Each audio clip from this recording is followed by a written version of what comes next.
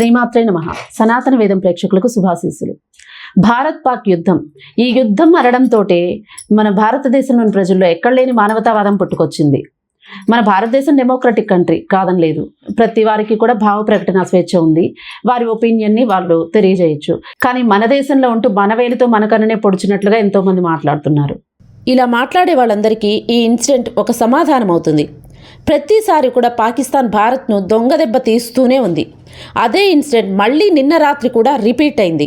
అది ఏమిటి, దీనికి సంబంధించిన వివరాలను ఈ వీడియోలో మాట్లాడుకుందాం. దయచేసి అందరూ, ముఖ్యంగా మానవతావాదులు, ఈ వీడియోని పూర్తిగా చూడండి.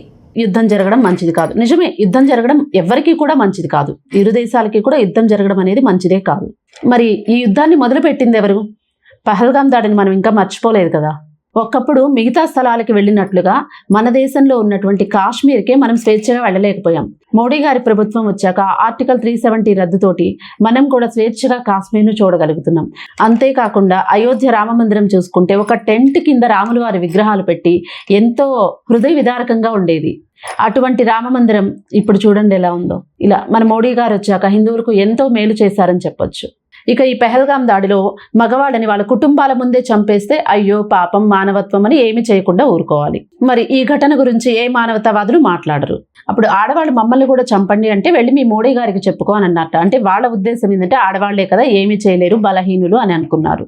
వాళ్ళకి తెలియదు మన భారతదేశంలో ఆడవాళ్ళకి ఎంతటి విలువ ఇస్తాము అనేసి. భరత మాత అంటాము, భూదేవి అంటాము, సీతారాములు అంటాము.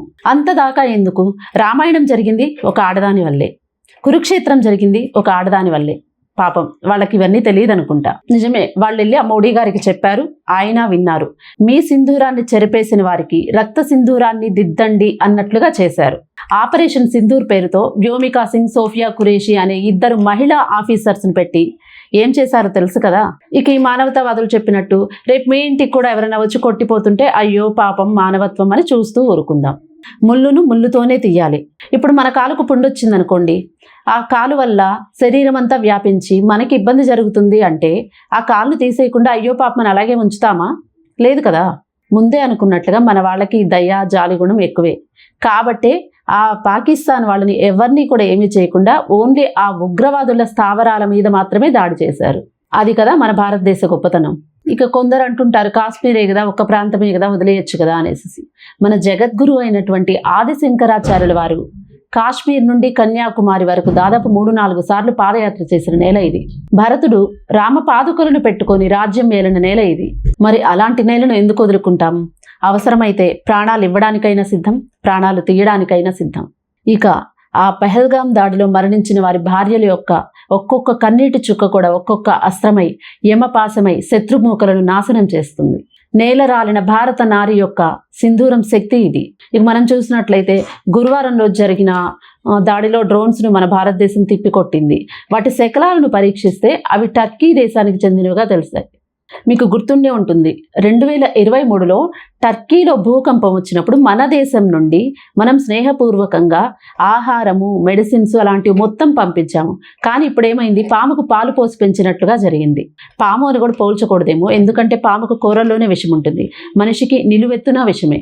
ఇక భారత్ పాక్ యుద్ధం విషయానికి వస్తే అమెరికా జోక్యంతో నిన్న కాల్పుల విరమణ చేశారు. 2 దేశాలకు ట్రంప్ మధ్యవర్తిత్వం వహించారు. యుద్ధం ఆపేయడానికి 2 దేశాలు అంగీకరించాయని ఆయన అన్నారు. సీజ్ ఫైర్ అన్నారు, కాల్పుల విరమణ అన్నారు. ఇది జరిగి కొన్ని గంటలు కూడా కాలేదు, పాకిస్తాన్ దొంగదెబ్బ తీసింది. దాని వక్రబుద్ధిని చూపించింది. జమ్మూలో రాత్రంతా డ్రోన్లతో దాడి చేస్తూనే ఉంది. ఈ దాడిలో జమ్మూ సీనియర్ ఆఫీసర్ కూడా మృతి చెందారు. ఇప్పటికైనా కొందరికి అర్థమై ఉంటుంది యుద్ధం ఎంత అవసరమో అని. కనీసం మనం యుద్ధం చేసే సైనికులం కాలేకపోయినా కూడా ఆ యుద్ధం చేసే వారికి మద్దతు తెలుపుతూ మనం చేయవలసిన పనిని మనం చేద్దాం. జై హింద్, జై భారత్ మాత.